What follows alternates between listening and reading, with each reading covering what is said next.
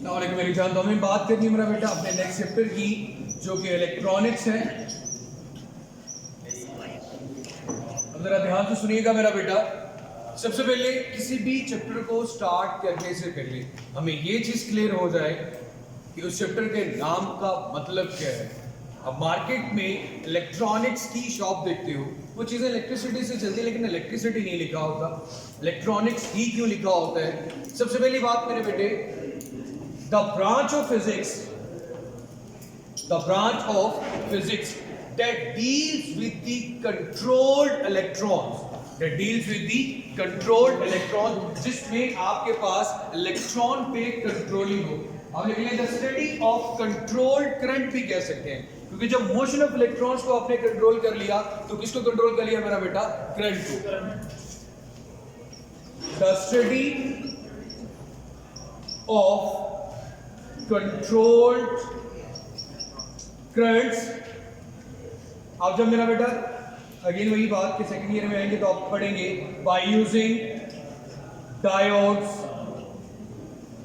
Transistors etcetera. आपके किसी भी इलेक्ट्रॉनिक सर्किट में जो माइक्रोचिप्स लगी होती हैं उनको हम ट्रांजिस्टर्स भी कहते हैं। ये जो इलेक्ट्रॉनिक इक्विपमेंट्स होते हैं जिसे डायोड या कैपेसिटर या इंडक्टर कहते हैं, ये वो चीजें हैं जो सेमीकंडक्टर मटेरियल से बनती हैं। मतलब कंडक्टर वो मटेरियल होते हैं जिसमें बहुत ज्यादा फ्री इलेक्ट्रॉन्स होते हैं और करंट इजीली कंडक्ट हो जाता है। इंसुलेटर वो है जिसमें से करंट पास नहीं होता, और सेमीकंडक्टर वो मटेरियल्स हैं जो ना तो परफेक्ट कंडक्टर हैं ना तो परफेक्ट इंसुलेटर हैं। हम उसमें डोपिंग करके कुछ इंप्योरिटीज ऐड करके उससे कंडक्टर बना सकते हैं।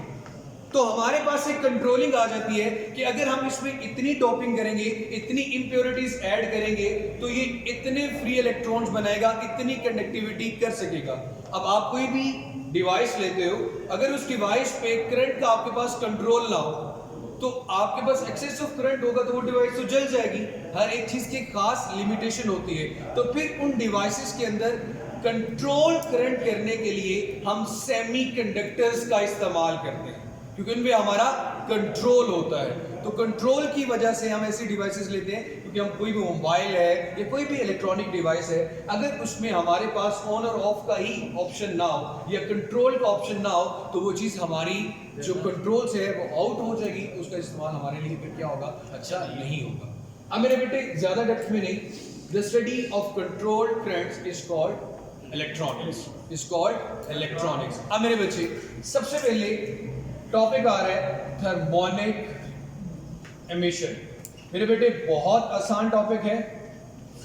अब सबको अगर मैं बात करूं, जब भी हम बात करते हैं what are called the metals किन्हें कहते हैं। मेरे बेटे कोशिश करें, इतनी सर्दी नहीं पड़ रही, अगर तुम मर गए ना तो मुझे बता देना। ध्यान से बोर्ड पे रखो।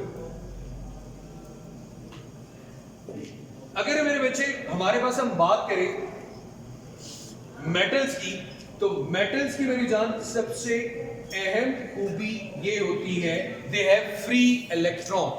क्या होते हैं मेरा बेटा? Free electrons. अब मेरे बच्चे याद रखना, उस दिन भी ये बात की थी कि एक मेटल के अंदर एक मेटल वायर है, उसके अंदर फ्री इलेक्ट्रॉन्स इतनी तेजी से मूव कर रहे होते हैं, जितनी तेजी से गैस के मॉलिक्यूल्स हमारे इन्वायरमेंट में होते हैं।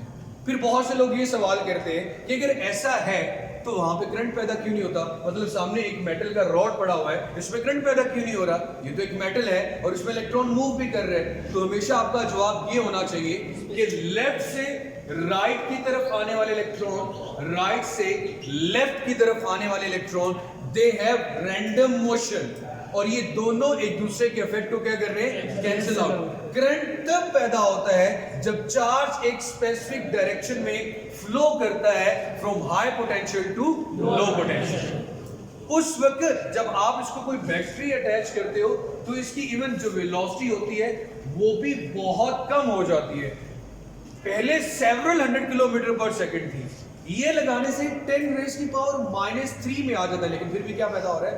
करंट पैदा हो रहा है। अब मेरे बच्चे हमारा टॉपिक है थर्मोनिक एमिशन। हम बात करना चाहते हैं फ्री इलेक्ट्रॉन्स की। आप सबको ये चीज क्लियर होनी चाहिए कि जब आप मेटल की बात करोगे, स्पेसिफिकली सबसे पहले फ्री इलेक्ट्रॉन की बात करो। इलेक्ट्रॉन किसका पार्टिकल है? सब एटॉमिक पार्टिकल, एटम का।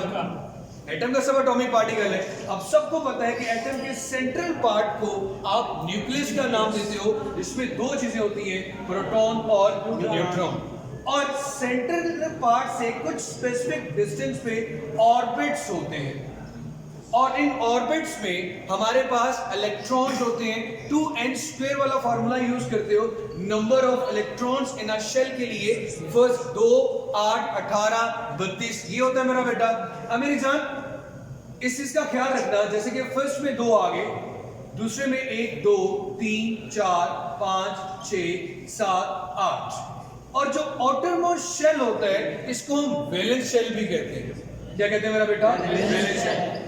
अब न्यूक्लियस में जो चार्ज देखा जाए ओवरऑल वो पॉजिटिव होता है, क्योंकि प्रोटॉन पे पॉजिटिव है, न्यूट्रॉन पे कोई नहीं है, तो फिर चार्ज किसका कंसीडर किया जाता है? पॉजिटिव का। और इलेक्ट्रॉन पे जो चार्ज होता है वो नेगेटिव होता है। अब प्रोटॉन पे पॉजिटिव, इलेक्ट्रॉन पे नेगेटिव, तो दोनों में कौन सी फोर्स मौजूद है? Electrostatic force. कौन सी फोर्स मौजूद है मेरा बेटा? Electrostatic force. ये इलेक्ट्रोस्टैटिक फोर्स जितने फील्ड ऑर्बिट्स है, फील्ड ऑर्बिट का मतलब पहले में 2 अगर मौजूद पूरे 2 है और दूसरे में 8 है, इनको कभी भी मूव नहीं करने देती। ये जो कंप्लीट ऑर्बिट वाला पोर्शन होता है मेरा बेटा, इसको हम कोर कहते हैं। क्या नाम देते हैं मेरा बेटा? इसको कोर। ये याद रखना, कंप्लीट फील्ड ऑर्बिट्स आपके पास क्या कहलाते हैं मेरा बेटा? कोर। क्या कहलाता है मेरा बेटा? कोर। अब जो वैलेंस शेल है, इसमें जो फ्री इलेक्ट्रॉन होता है, इसके पास चांस है कि जब ये किसी दूसरे एटम के साथ जाके इंटरेक्ट करे, तो या तो कोवलेंट बॉन्डिंग से ये अपना इलेक्ट्रॉन शेयर कर दे, या उसे अपना एक इलेक्ट्रॉन ले ले, क्योंकि हर एटम अपने आप को स्टेबल करने की कोशिश करता है, फील्ड करने की कोशिश करता है जब वो किसी दूसरे के साथ मिलता है। अगर उसके पास एक इलेक्ट्रॉन एक्स्ट्रा हो तो वो दूसरे को प्रोवाइड कर देता है, एक कम हो तो उससे ले लेता है। ये चीज तो आप लोगों को बड़े अच्छे से पता होगी। मैं यहां पे ये चीज समझाना चाह रहा हूं कि मेरे बेटे, आपके पास आउटर मोस्ट शेल में जो इलेक्ट्रॉन्स हैं, they have a chance to conduct. अगर आप इनको प्रोवाइड करते हो एक तरफ से पॉजिटिव टर्मिनल और दूसरी तरफ से नेगेटिव टर्मिनल, तो इजीली क्या करना शुरू कर देते हैं? कंडक्ट करना शुरू कर देते हैं। और मैं बात किसकी कर रहा हूं? मेटल की। मेटल में ये होते हैं फ्री इलेक्ट्रॉन्स, इंसुलेटर में ये फ्री इलेक्ट्रॉन्स नहीं होते, टाइटली बाउंड होते हैं, टाइटली बाउंड होते हैं। यहां तक क्लियर हो गया मेरा बेटा? अब थर्मोनिक एमिशन, फिर वही ना लफ्ज शुरू हो गया।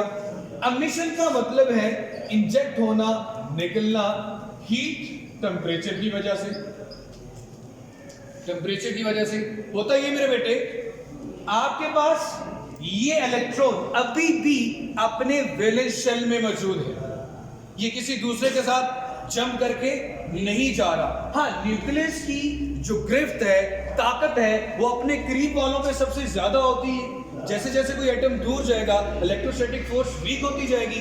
सिमिलरली मेरे बेटे, यहां पे अभी इस वक्त जो फ्री इलेक्ट्रॉन को न्यूक्लियस के साथ जोड़ के रख रही है, उस फोर्स को कहते हैं मेरा बेटा बाइंडिंग एनर्जी। क्या कहते हैं मेरा बेटा? Binding energy. अभी भी इलेक्ट्रॉन को, हालांकि कुछ भी नहीं है, बहुत वीक फोर्स मौजूद है, वो फोर्स जो इलेक्ट्रॉन को अभी भी उसके साथ जोड़ के रख रही है, उस फोर्स को क्या नाम देता है मेरा बेटा? Binding energy. और बाइंडिंग एनर्जी का दूसरा नाम वर्क फंक्शन है। बाइंडिंग एनर्जी का दूसरा नाम क्या है मेरा बेटा? Work function. इसका मतलब ये हुआ कि यार, अगर मुझे इस इलेक्ट्रॉन को इस मेटल से बाहर निकालना है, इजेक्ट निकालना है, तो मुझे इतनी एनर्जी प्रोवाइड करनी होगी जो बाइंडिंग एनर्जी पे भी ओवरकम कर जाए, उससे ज्यादा एनर्जी। अगर मैं बाइंडिंग एनर्जी या वर्क फंक्शन से कम एनर्जी दूंगा तो इलेक्ट्रॉन अपनी जगह पे पड़ा रहेगा, उसको कोई असर नहीं होगा।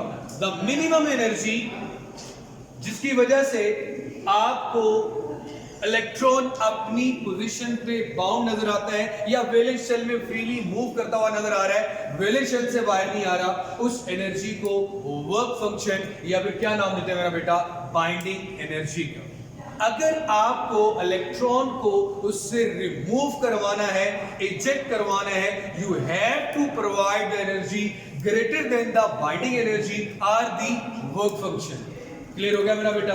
अब क्या करते हैं, हम मेटल को टेम्परेचर प्रोवाइड करते हैं। लाइक ये मेटल है, इसके अंदर बाइंडिंग कोर के अंदर जो वैलेंस बेटा जो कोर के अंदर मौजूद है, आप उनको मूव नहीं करवा रहे, उनके लिए बहुत ज्यादा आयोनाइजेशन एनर्जी की जरूरत होगी। आयोनाइज करवाना, एक्साइटेड स्टेट में लाना ताकि वो बाहर आ जाए। हम इजीली किन को बाहर ला सकते हैं, जो कि वैलेंस शेल में होते हैं। आप जब टेम्परेचर प्रोवाइड करते हो मेरा बेटा, टेम्परेचर प्रोवाइड करने से इलेक्ट्रॉन ऑलरेडी मूव कर रहा था, उसकी काइनेटिक एनर्जी में क्या आएगा मेरा बेटा, इंक्रीज आएगा। जब काइनेटिक एनर्जी में इंक्रीज आएगा, अगेन मैं वर्ड बोल रहा हूं, एनर्जी में इंक्रीज आएगा, तो एक खास टेम्परेचर पे जाके वो बाइंडिंग एनर्जी से ये एनर्जी क्या हो जाएगी, ज्यादा हो जाएगी, उसको ये ओवरकम कर लेगा और इलेक्ट्रॉन एमिट हो जाएगा फ्रॉम द मेटल सरफेस। इस प्रोसेस को क्या नाम देते हैं, thermionic emission.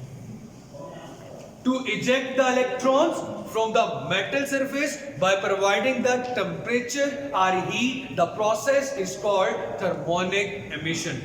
The process is called thermonic emission. Thermonic mean heat, emission mean ejection of electrons. Electron का बाहर निकलना from the metal surface। कब, जब आपने टेम्परेचर प्रोवाइड किया। टेम्परेचर प्रोवाइड करने की रीजन क्या थी कि बाइंडिंग एनर्जी वैलेंस शेल में मौजूद इलेक्ट्रॉन्स को बाहर नहीं आने दे रही। हम चाहते हैं कि वो बाहर आए, तो आपको बाइंडिंग एनर्जी से ज्यादा एनर्जी इलेक्ट्रॉन को प्रोवाइड करनी होगी ताकि वो अपनी सरफेस को छोड़ के बाहर आ जाए। क्लियर हो गया मेरा बेटा?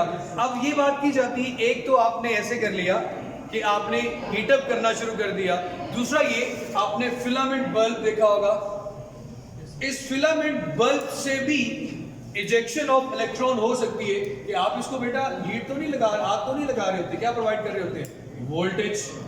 क्या प्रोवाइड कर रहे होते हैं, वोल्टेज। फिलामेंट वो बॉल बल्ब आपने देखा होगा, हाथ जब उस पर बांस लगाते हैं बहुत गर्म होता है। आज जब वोल्टेज प्रोवाइड करते हो, शुरू में उसकी थर्मल एनर्जी, हीट एनर्जी बहुत कम होती है, with the passage of time उसकी एनर्जी क्या होती जाती है, बढ़ती जाती है। तो जब एनर्जी एक खास टेम्परेचर पे जाके बाइंडिंग एनर्जी से भी बढ़ जाती है, तो वहां पे भी क्या होती है, एमिशन ऑफ इलेक्ट्रॉन्स। तो ये भी क्या कहलाएगा मेरा बेटा, थर्मोनिक एमिशन। अब इस बात का मतलब ये हुआ कि थर्मोनिक एमिशन दो प्रोसेस से करवाई जा सकती है। एक तो डायरेक्टली हीट प्रोवाइड कर देना, और दूसरा हम हीट किससे प्रोवाइड कर सकते हैं मेरा बेटा, बाय प्रोवाइडिंग द वोल्टेज। अब एक कॉमन सेंस की बात है कि जब आप यहाँ पे वोल्टेज प्रोवाइड करते हो, यहाँ पे मौजूद लेटेस्ट एटम जो कि अपनी जगह पे फिक्स है, इलेक्ट्रॉन को जब टेम्परेचर प्रोवाइड करोगे, वो ज्यादा तेजी से मूव करने की कोशिश करेगा। जब वो ज्यादा तेजी से मूव करेगा, दरमियान में जितने बैरियर्स हैं, जैसे कोई बड़ी तेजी से यहां से भागना चाहे, आप लोगों से टकराएगा। जब बार बार क्लीन होगी तो हीट पैदा होगी, फ्रिक्शन पैदा होगी, तो टेम्परेचर क्या कर जाएगा, इंक्रीज कर जाएगा। तो ये बात आपके ज़हन में क्लियर होनी चाहिए कि काइनेटिक एनर्जी के बढ़ने से टेम्परेचर क्या होता है, इंक्रीज होता है। क्लियर होगी मेरी जानी ये बात? तो आज का टॉपिक हमारा यही तक था। खुश रहो, आबाद रहो। जिसने सब्सक्राइब नहीं किया तो मेरा बेटा वो भी जरूर कर ले।